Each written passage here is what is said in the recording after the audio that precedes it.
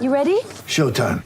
On May 3rd, summer starts with The Fall Guy. Let's do it later. Let's drink a spicy margarita. Make some bad decisions. Yes! Audiences are falling in love with the most entertaining film of the year. Fall Guy. Fall Guy? Fall guy. That's what the poster said. See Ryan Gosling and Emily Blunt in the movie critics say exists to make you happy. Trying to make it out? Nope. Because I don't either. It's not what I'm into right now. What are you into? Talking. Yeah. The Fall Guy. Only in theaters May 3rd. Rated PG-13.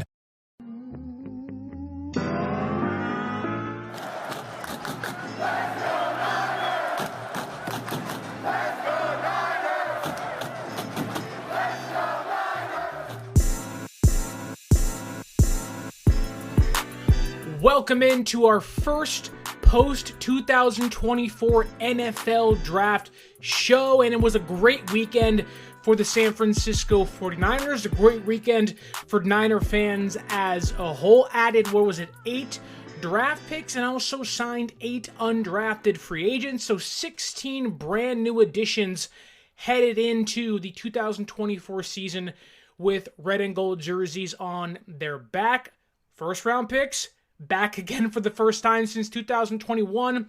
We will cover each draft selection one by one over the course of the next 2 or so weeks. So stick with me. We'll dive into Ricky Pearsall and the rest of the draft class at a later date, likely this Tuesday. But today is something really special because today is the day we get to cover the San Francisco 49ers 2024 undrafted free agent class. We can dive into a lot of players that, to be honest with you, most NFL fans, most 49er fans do not know of. And I'll tell you this, there are a handful of players I said, who the heck is that guy? Even someone like Dane Brugler of The Athletic, who writes The Beast, this 300-plus player profile, scouting profiles for almost every single prospect that could get drafted. There are even some players he didn't put in it that the Niners signed. But without further ado, I ask you to please like, share, and subscribe. Follow us on social media. Use our promo code 49ersaccess at SeatGeek.com and save yourself $20 off your first purchase. I want to say hello to JD Durham and 49ers Media in the comments. If you have any questions, put them in there, and let's dive into and let's give our scouting report of the 8 undrafted free agent signings of the San Francisco 49ers. And let's go through these starting at the top.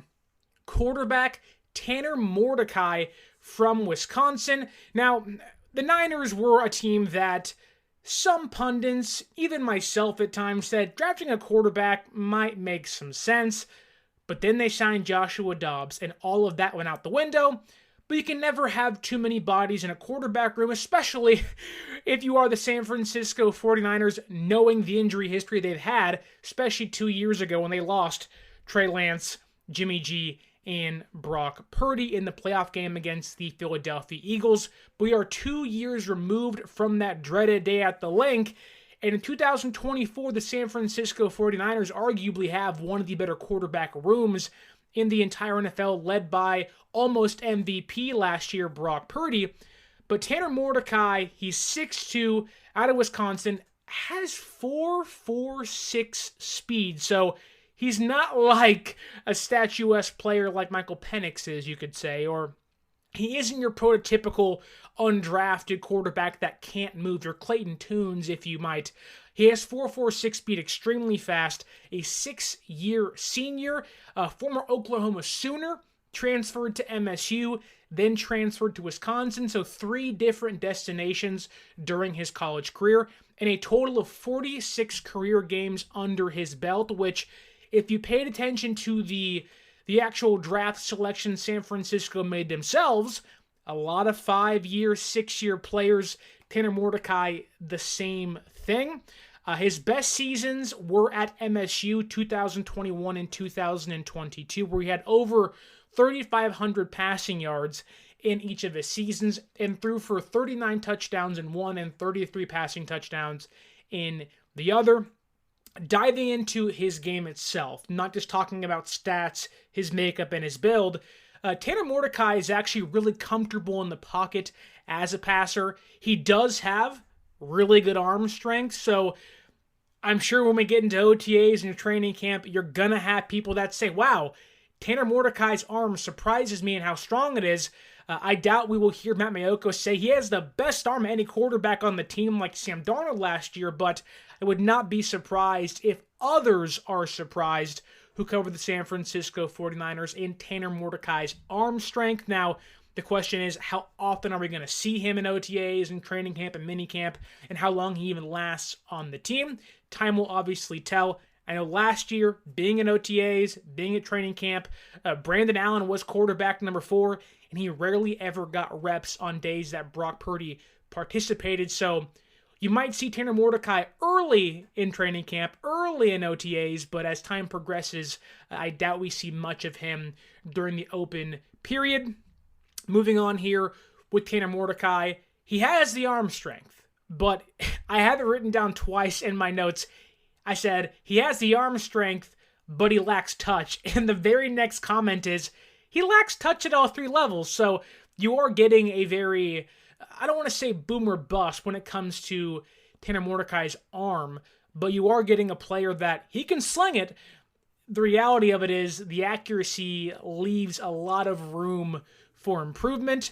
I do think one of the issues with Tanner Mordecai's inconsistencies, if you will, is that his footwork is very inconsistent and his stride is also very inconsistent. So in a backup quarterback, maybe a Brandon Allen, Joshua Dobbs, you even go back to the mid-2000s crappy quarterback rooms that were Alex Smith, pre-Jim Harbaugh, the Sean Hills, and others.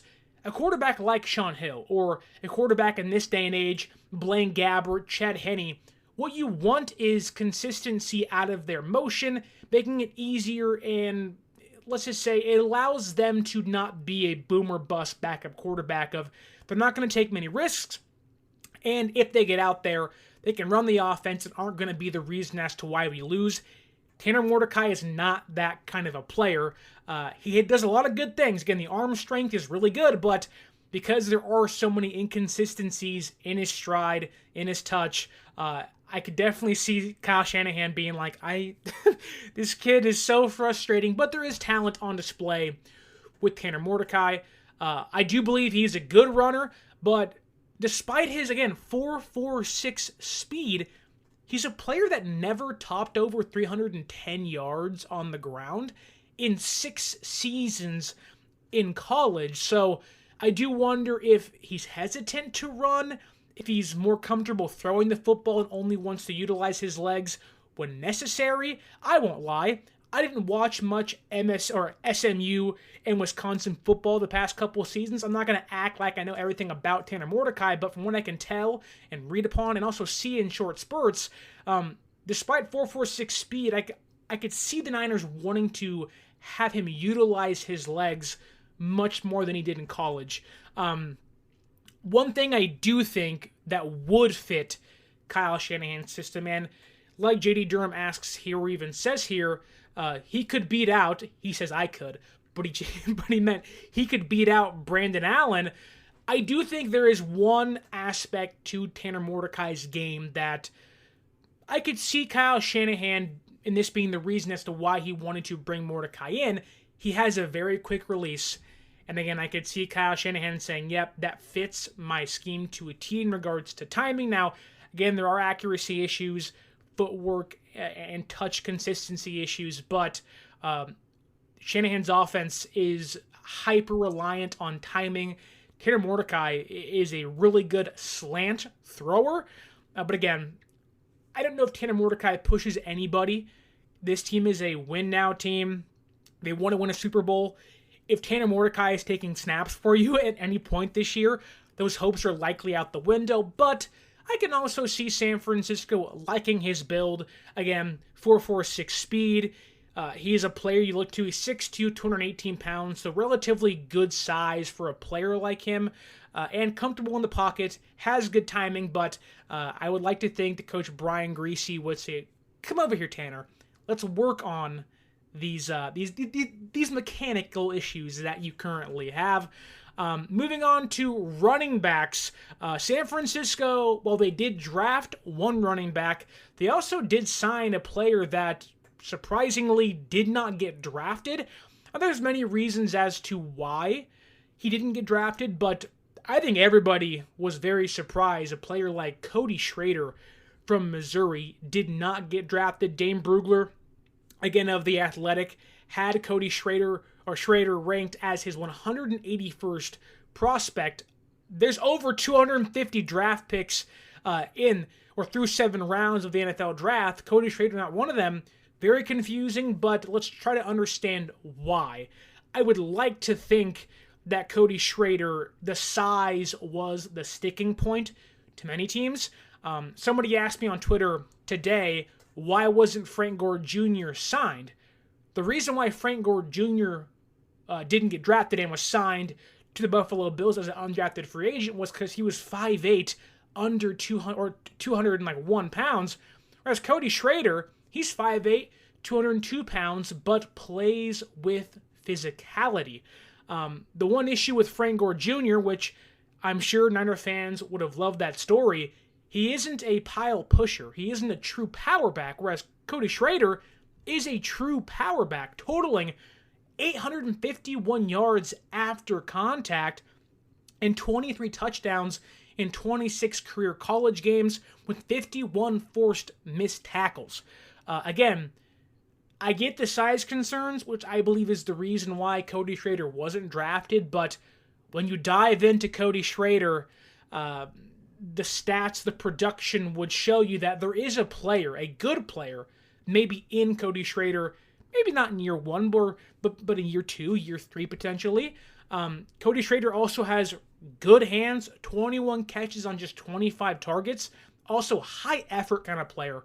And you can tell this offseason, San Francisco attacked high effort, durable players. Cody Schrader fits along that mold in which San Francisco, mainly Kyle Shanahan, has kind of pointed to and say, I want those players in my building. And for an undrafted free agent, a running back more specifically, what a better, or where would a better fit be other than the Niners for Cody Schrader, right? High effort, power back, yards after contact, good hands, production all the way through college. I mean, my goodness, this guy was a walk-on at Missouri, and in year 2, he led the SEC in rushing.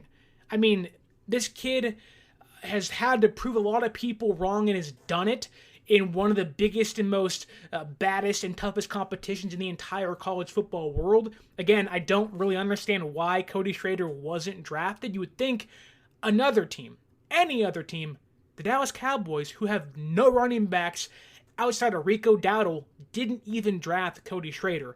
I don't understand why he didn't get drafted other than his size, because the effort is there, the production is there. I even have in my notes, and I had Cody Schrader down as a draftable prospect myself. I had a write-up on him already ready to go, and I was surprised when he fell through the entire 7 rounds, because in my notes I say, fits best in a wide zone scheme, so San Francisco was the perfect fit to bring the best out of him. One other area of concern, well, he's a good scheme fit, there's effort, there's yak, there are a lot of great things to like from a player like Cody Schrader. A player that's 5'8", over 200 pounds, that you would think is this staunch, compact, and stout kind of player, kind of this bull of a player to be lined up against.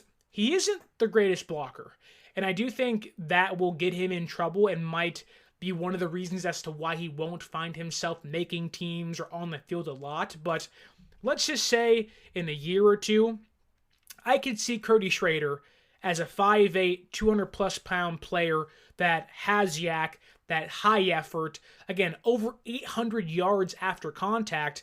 The NFL is moving to a new kickoff rule. And if you want to make it on a roster as a 4th, even 3rd running back at times, you have to be able to play special teams.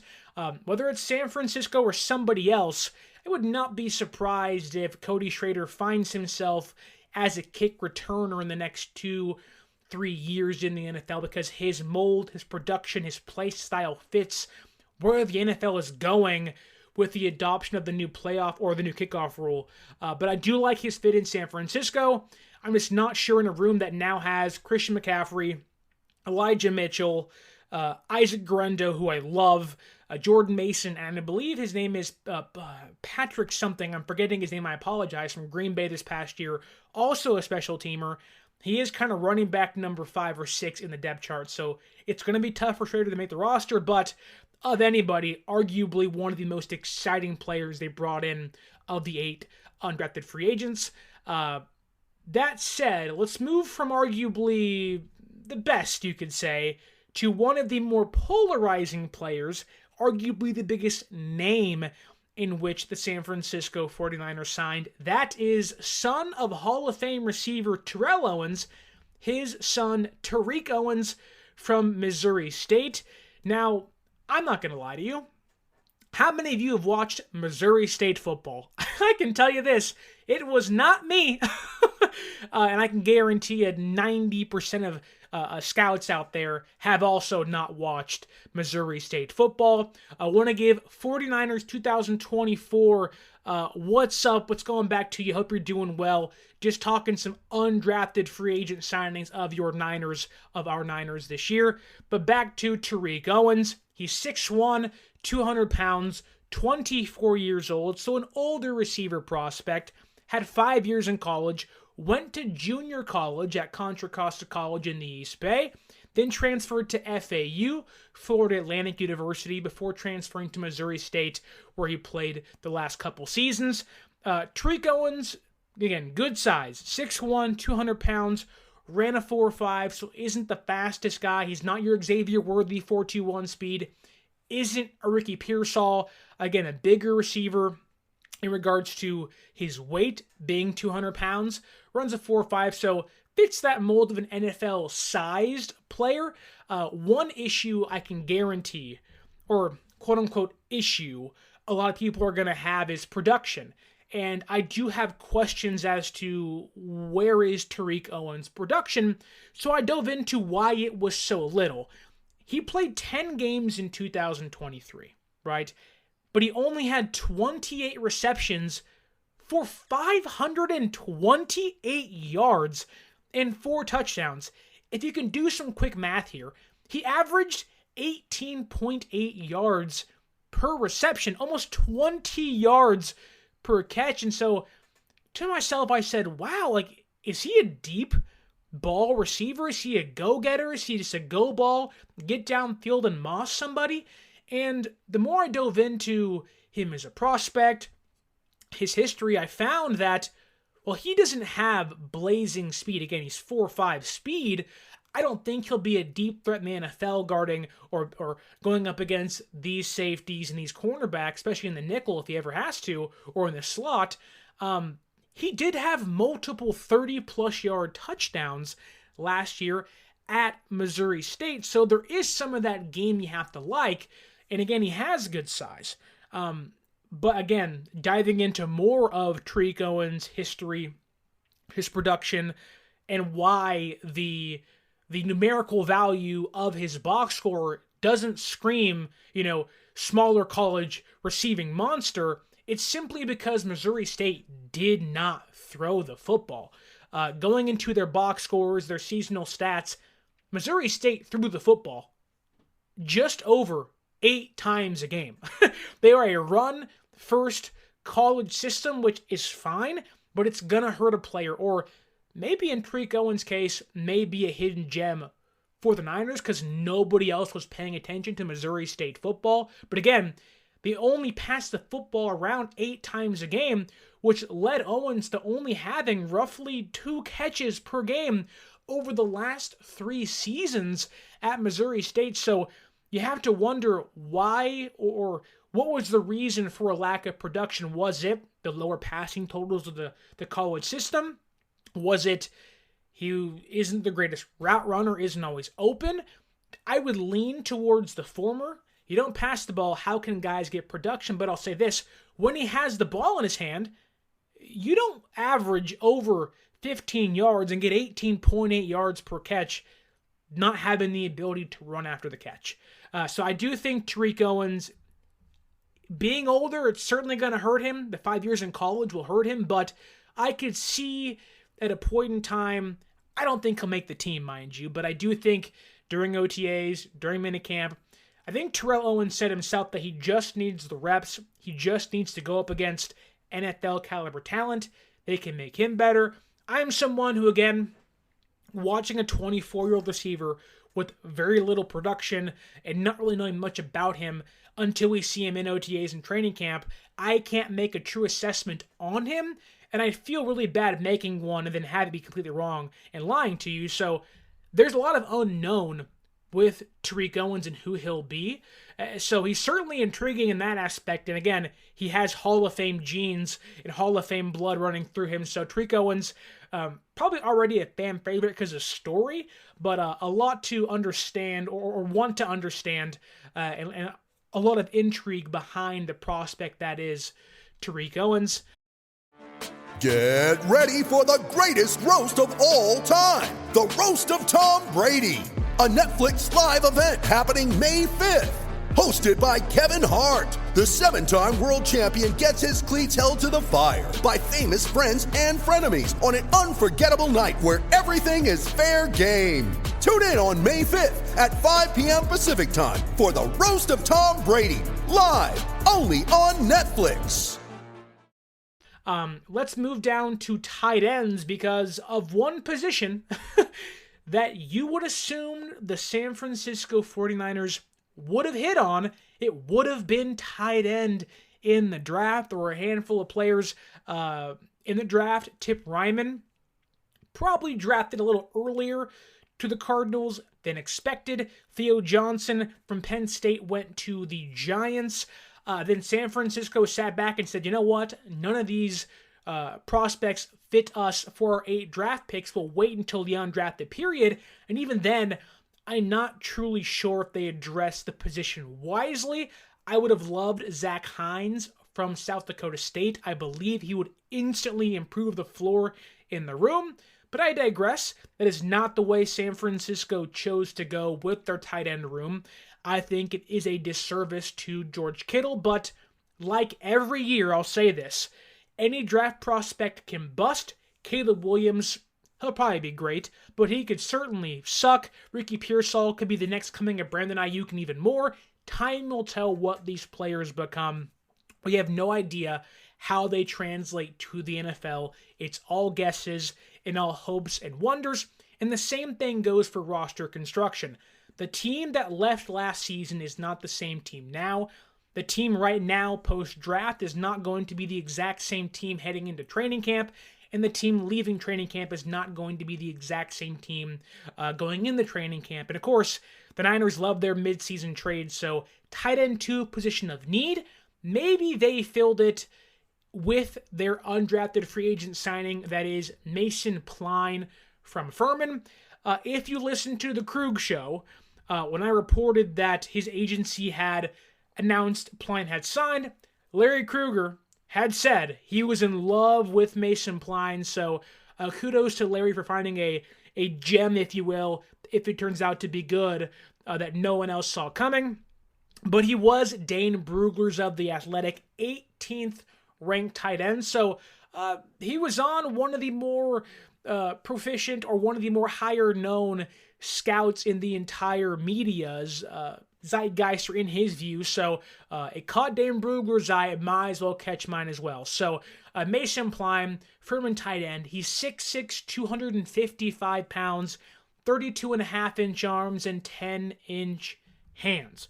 When I tell you this man is massive, and when I tell you a player that is 6'6", 255, if that does not scream probably a bigger-bodied power forward in the NBA, a small forward in the NBA, that's exactly right, because Mason Pline played 3 seasons of college football prior to transitioning to football, 3 seasons of college basketball prior to transitioning to football, then eventually transferring to Furman, where he played 38 career games.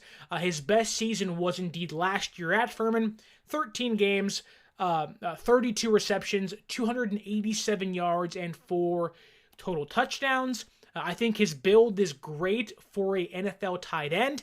6'6", 255 pounds. I do think the way he's built, his lower half definitely needs to improve because there are a lot of times he gets knocked off balance. And if you're going to be a tackle or tight end in a Niner system or in the NFL as a whole, you have to be able to block, especially with the Niners. And I think right now Mason Pline isn't the best blocker. Adding weight, strengthening his lower half would go a long way into helping his NFL journey. But look, 3 years as a basketball player, a transfer and transition to tight end, you're already in the NFL. So you've already made it to the NFL. Your work has panned out. But just like Cam Latu last year, although I do think Mason Pline is more ready than Cam Latu was, a third-round pick last year, yikes. That is to say, there's still a lot of room for improvement out of Mason Pline. I do think he is someone that will need to add play strength. Again, improving his anchor, his lower half, allowing him to become a blocking tight end. He already has really good hands, really good frame. He does have yak ability, which again screams Kyle Shanahan. And he has 4.8 speed for a player who is 6'6", 255 pounds, has a 33-inch vertical. So again, screams former basketball player. I do think his height, his potential is probably a red zone threat receiver, go up and get it kind of player. Again, that basketball background comes into play, boxing out smaller linebackers, boxing out smaller safeties and cornerbacks alike. So I can see the intrigue. I can see all the players on the undrafted sheet. Mason Pline maybe being the highest up on the list, next to Cody Schrader as an instant impact one. I do think Mason Pline, with the way the tight end room is currently set up, you have Kittle, you have Eric Saubert, a recent free agent signing. You also have Cam Latu off an injury and a really bad offseason program last year, training camp as well, and even preseason. So then there's Braden Willis. And Braden Willis, as of right now, is probably going to be this team's tight end too. I would like to think a Mason Pline could push at least somebody of the bottom half of the depth chart to make this roster, or at least I certainly hope so, because right now it's a big yikes.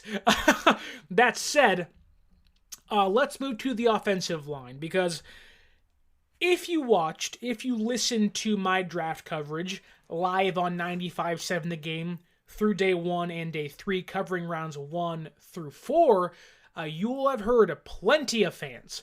You will have heard plenty of callers, listeners, even myself, Mark Grandy, and others say, where are the offensive linemen? Now, San Francisco did indeed draft 2 of them, but they also signed 2 undrafted free agents.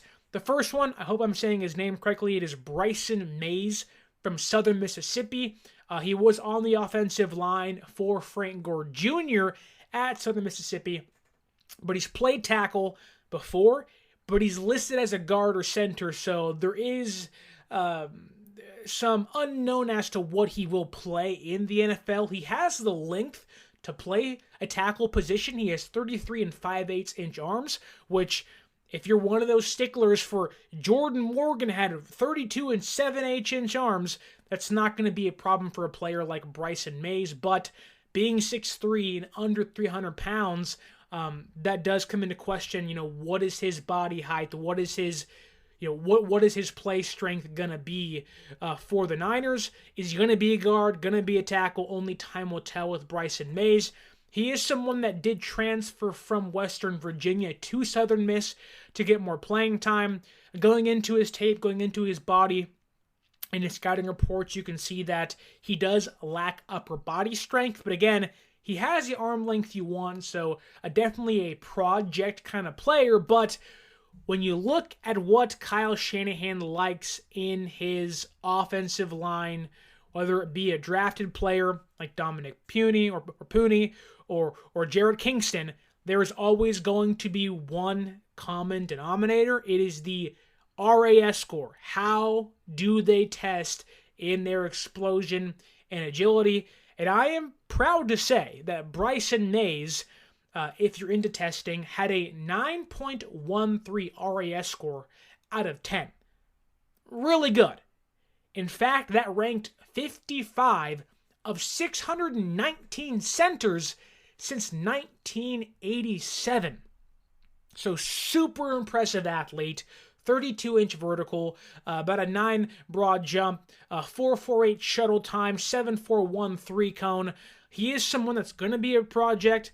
I don't see him making the roster anytime soon, but he is someone I can see being on the practice squad, taking their sweet time to groom and help coach his technique, help him get his body right for the NFL, because the testing is there. The athletic makeup is there. He just needs coaching at the NFL level to improve his technique, to help his upper body, to get his anchor right. Because other than that, he does fit this Kyle Shanahan hyper-athletic offensive lineman, and he is someone I think we'll hear about.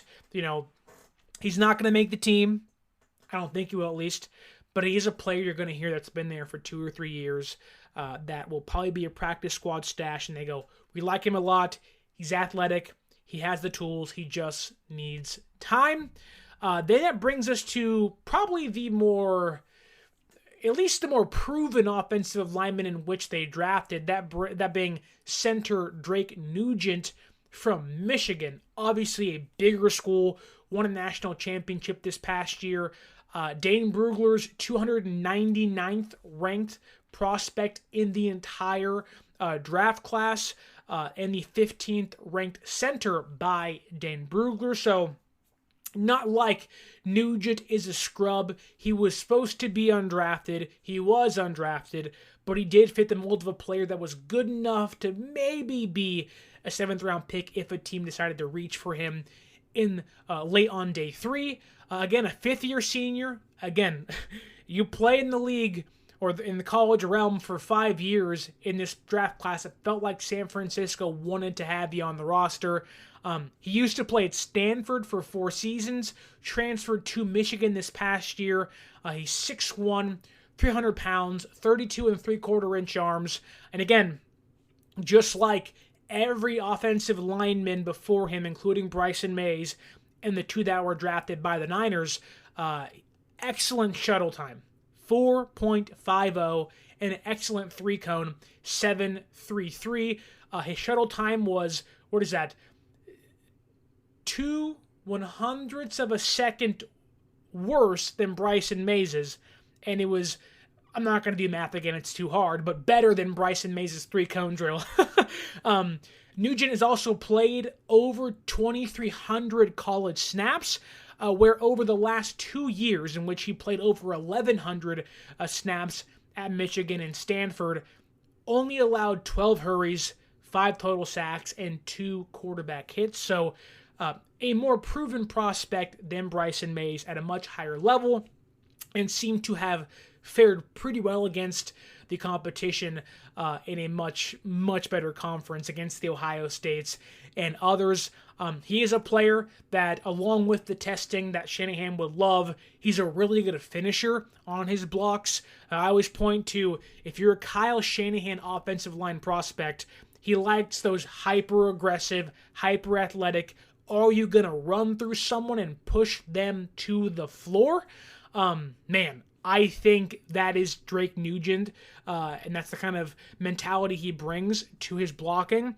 Also a high IQ player, and he is somebody that in a Kyle Shanahan offense, you know this, I know this, and maybe it's going a little bit away from this since Brock Purdy's now at the quarterback position, but in previous years, and one of the reasons as to why I didn't believe they were going to play or draft a rookie center was because Kyle Shanahan relies so heavily on centers to call out protections and kind of help the offense and the offensive line know where to go with their blocks. Drake Nugent did that at Michigan and at Stanford, so I don't know where Drake Nugent's potential takes him, but there are a lot of things Kyle Shanahan would like. He's a leader on the offensive line and has tested well, but with all that said, all the good things Nugent brings to the table, which are, again, really nice to see for a player that was undrafted, there are some knocks against him. I do think that playing center, if you're going up against, let's say, Byron Murphy from now at the Seattle Seahawks, insert a gigantic defensive tackle that is just a monster, can take up double teams. Drake Nugent will have a hard time going up against a player like that. I also think because of the short arms, granted, on the interior it isn't a problem, but he doesn't have the foot speed you want to guard quicker defenders, so there are a lot of things he has to clean up.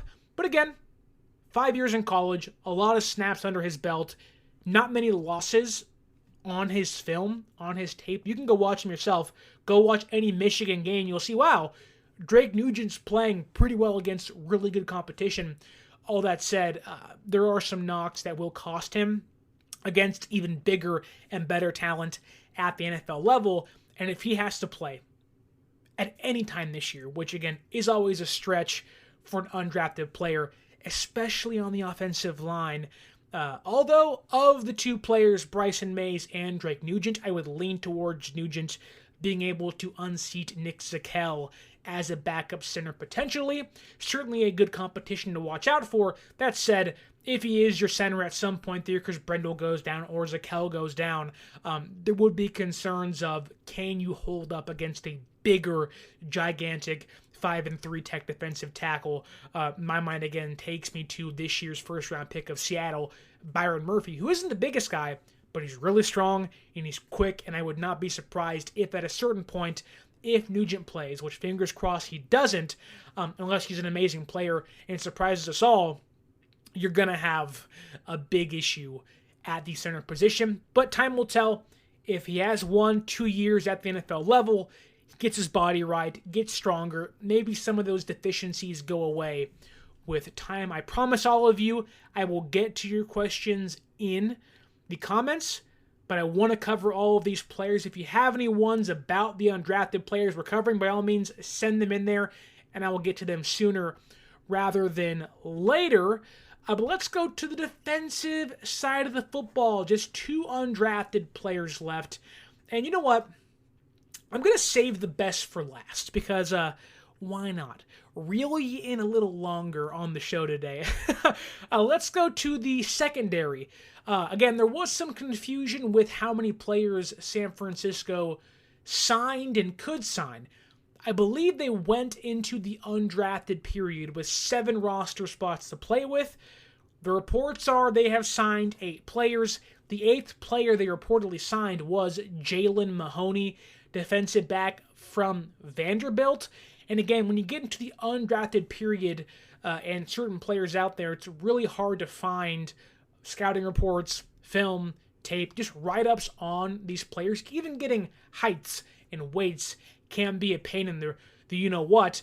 But I was really surprised that Jalen Mahoney, again, a Vanderbilt defensive back, was again on Dane Brugler's The Beast and ranked as his 45th safety in the entire draft class, which is not good, mind you, but I was really surprised to see him on there. Mahoney is 5'11", 200 pounds, has 4.5 speed.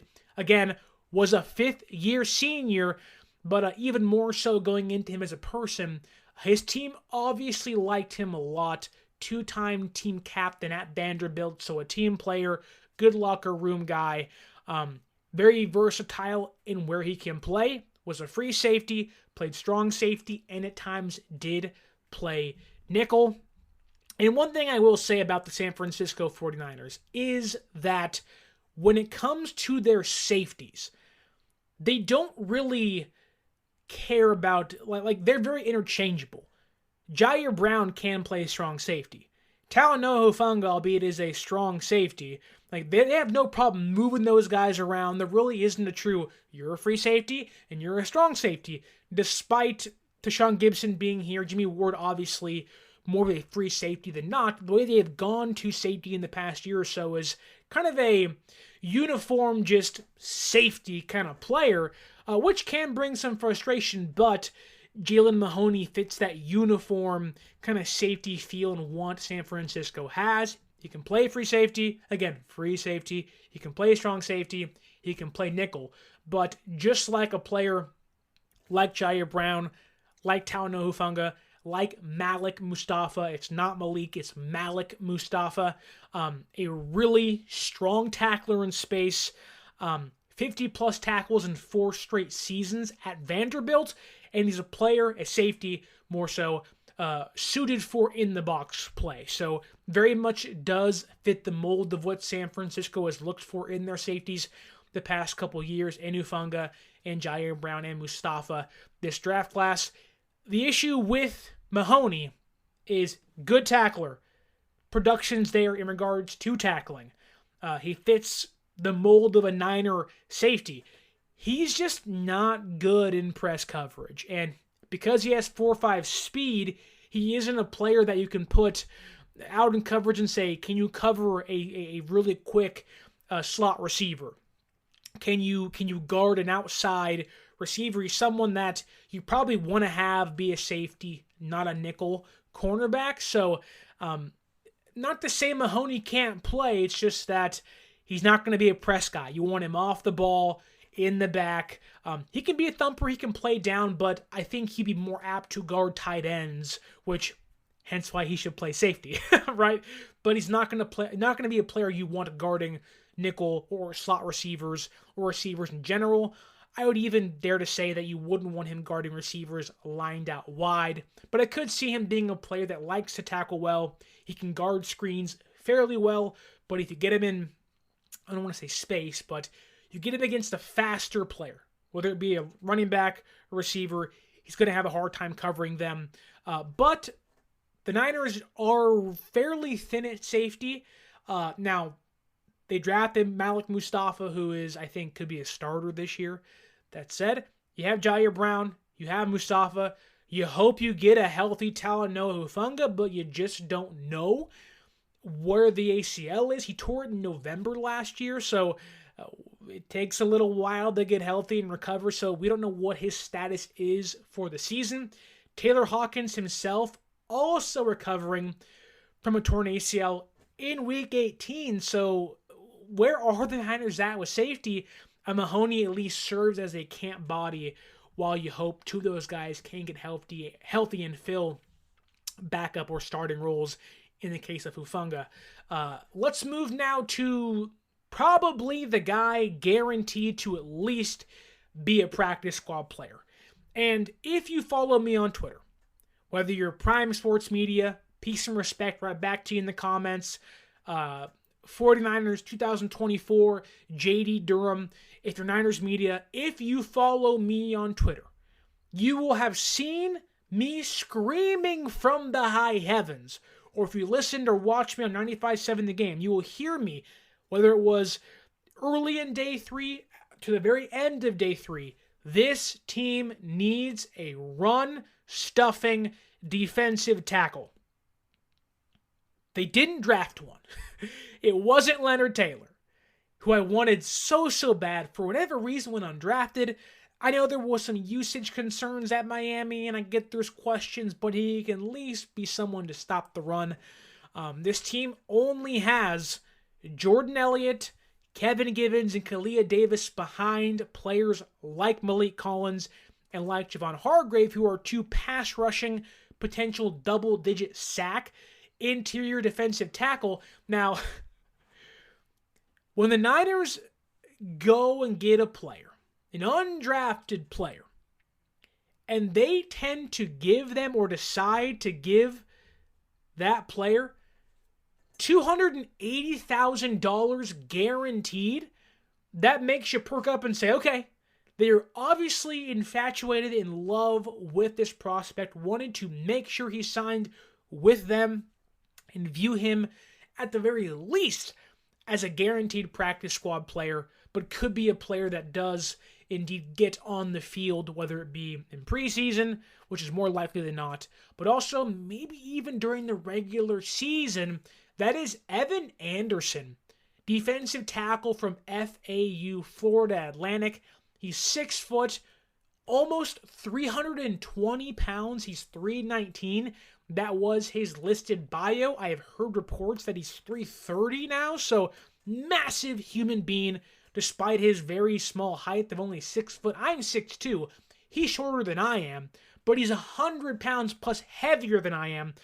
So Evan Anderson is a bowling ball of a human being, a 4-year true senior at FAU.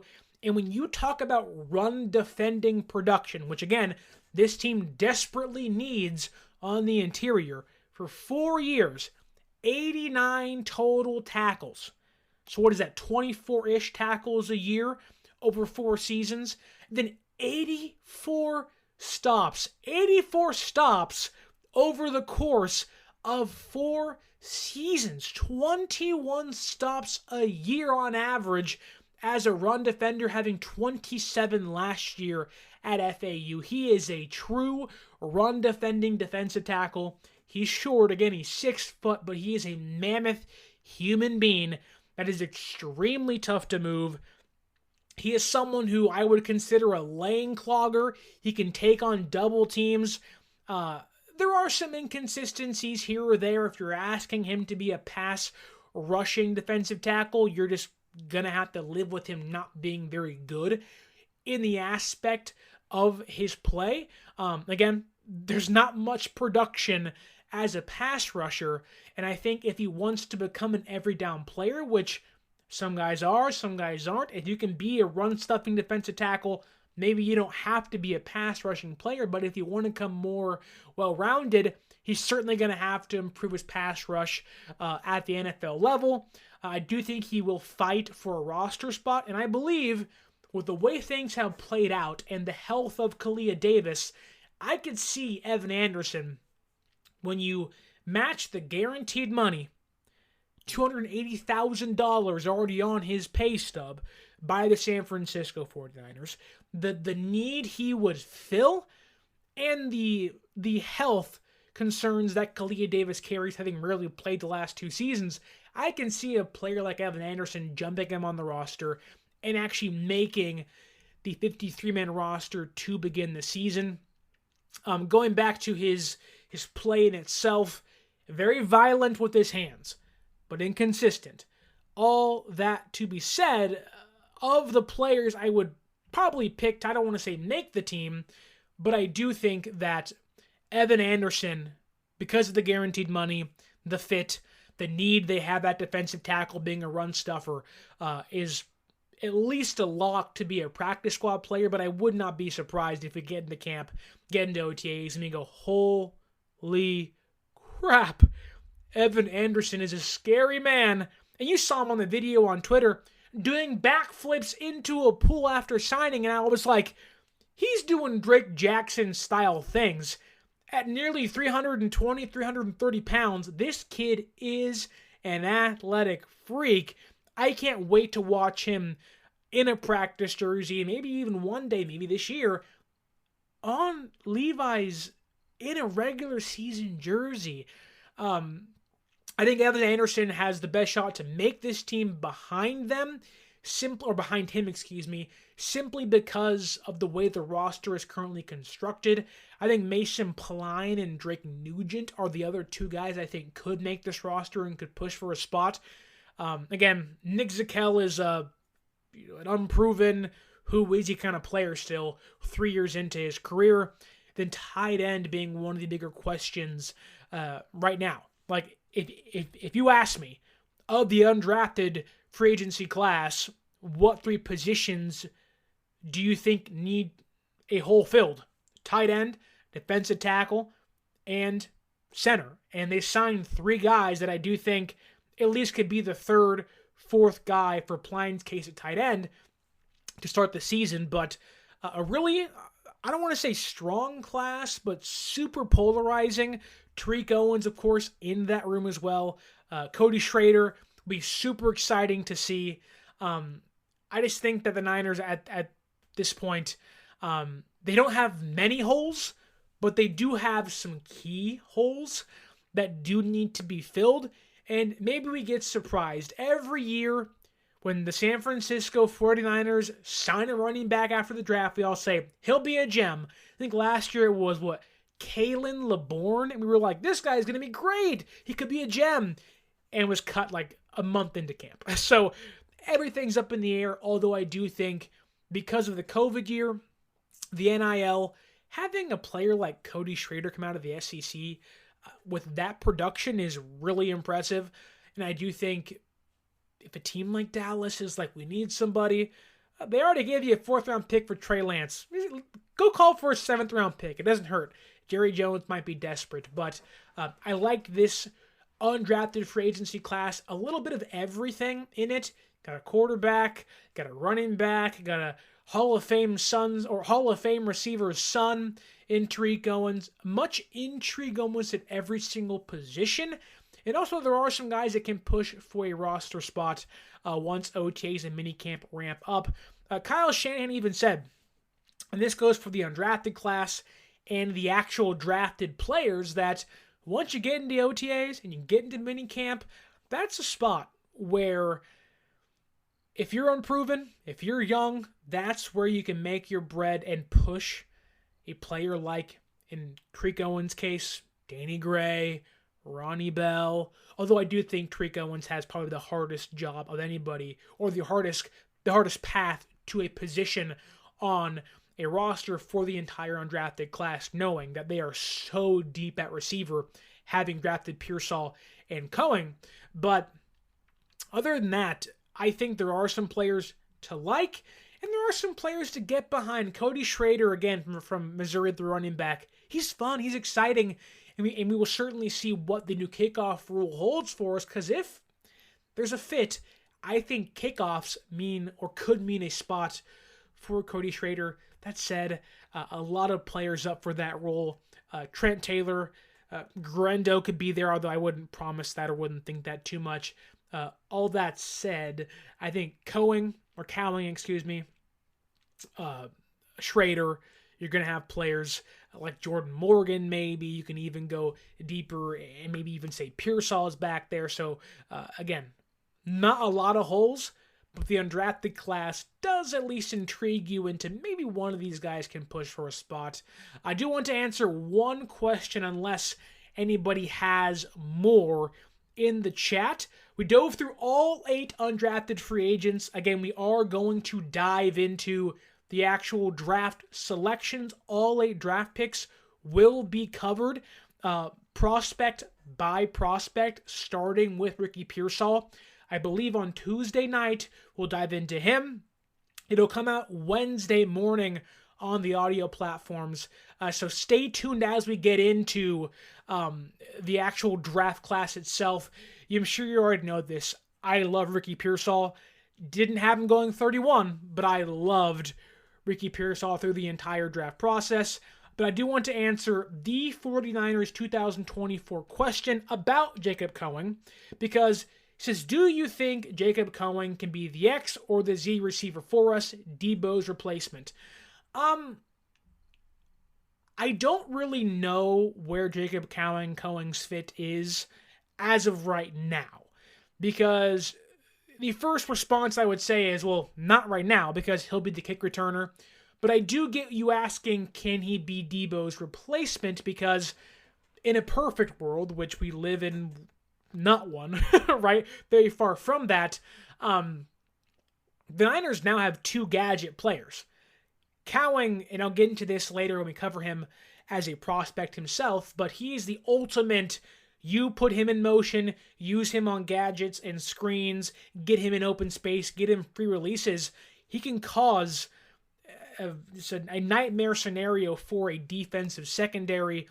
And I do think San Francisco was looking ahead somewhat in this draft class with Pearsall and Cowing, to eventually replace guys like Debo, maybe Ayuk, and we'll get into that more later next week or even this week. But I don't think Cowing will ever be a true number 1, number 2. He's a bona fide slot guy. He's 5'8", he's really tiny, but he's tough as nails to bring down. I think if they don't bring back Debo Samuel, which in 1 year's time I think is a real possibility, unless a contract negotiation or renegotiation is had, I think you're going to have Ayuk and Pearsall on the outside, and you're going to have Cowing and Juwan Jennings splitting slot receiver reps, with Cowing being the gadget guy, filling the Debo Samuel role in 1 to 2 years' time if Debo is indeed gone. So a lot of excitement with the entire draft class itself, a lot of speed. I will say this, it does feel like the Niners went completely into the we need speed on offense and defense. Cowling was a 4.4 speed, 4.3 speed. I think Pearsall was 4.3, 4.4 speed. I don't have it in front of me now, but really fast receivers. Grendo was 4.33 speed, killed the combine. And even Malik Mustafa ran 23 miles an hour on the radar gun. So San Francisco definitely prioritized getting the offense faster and more explosive, and on defense becoming more explosive. That even goes into the undrafted free agents here. You go to players like Drake Nugent, like Bryson Mays, you are going to find really explosive offensive linemen who can move, get to the second level. They have inconsistencies, they have knocks on their game, but you can see the Niners saying we have to get faster, quicker, more explosive at every facet, from the secondary to the defensive line, to the running back room, to the receiving room. San Francisco said, let me take on the motto of Lightning McQueen, I am speed. Guys, gals, women, men, Niner fans as a whole, I hope you'd enjoyed my undrafted free agency class breakdown. Went through every single player, all 8, dove into their bios, their strengths, their weaknesses. I hope you learn more about these players, and I hope it allows you to walk into OTAs in about 3 weeks' time, walk into training camp with more knowledge of the players that may or may not push for a roster spot, but are certainly on the outside fringes of the roster. The more you know, the more I can tell you, the more happy I am to be a service to you when we cover this team. But again, thank you so much for watching, listening, tuning in. I want to kindly ask you to like, share, and subscribe. Tell your friends about the show. If you learned anything, comment down below and share with somebody you know and say you have to tune in.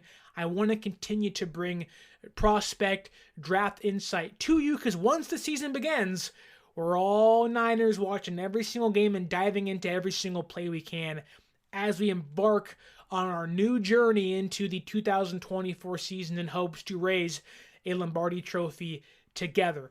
But again, if you like the show, please tell your friends, like, share, and subscribe. If you're listening on the audio platforms, leave a review. We're on Spotify, we're on the Apple Podcast, on Google, everywhere you can get a podcast. Leave a review, give us 5 stars. Say whatever you want in the comments, just give us 5 stars. It certainly helps the show out as we go on into the NFL season and into OTAs and minicamp. I want to thank every single one of you, not just for watching and listening, but also if you followed me throughout the entire draft process post last season's awful ending of losing to Kansas City. It's been a wild couple months, 2 months, 2.5 months of coverage, breaking down prospects, and it was a pleasure and a privilege of mine to share with you on draft night day 1, draft day 2, and draft day 3, all the insight I can share to you, and I can't wait to dive into Terique Pearsall and the rest of the draft class in the next week or so. And again, thank you so much for watching, listening, liking, and subscribing. Follow us on social media at 49ers_access is the X or Twitter. 49ers.access is the Instagram. You can use our promo code 49ersaccess, 49ERSACCESS at SeatGeek.com. Save yourself $20 off your first purchase. Go see a baseball game. Go see an NBA playoff game. Go have some fun as we go into OTAs in the dog days of summer. Hope you have a wonderful rest of your weekend. There ain't much time left. Get some rest and tell your friends about the show. And get ready. Terique Pearsall breakdown, scouting report, what I thought of the San Francisco 49ers 2024 draft class is coming your way later this week, Tuesday night.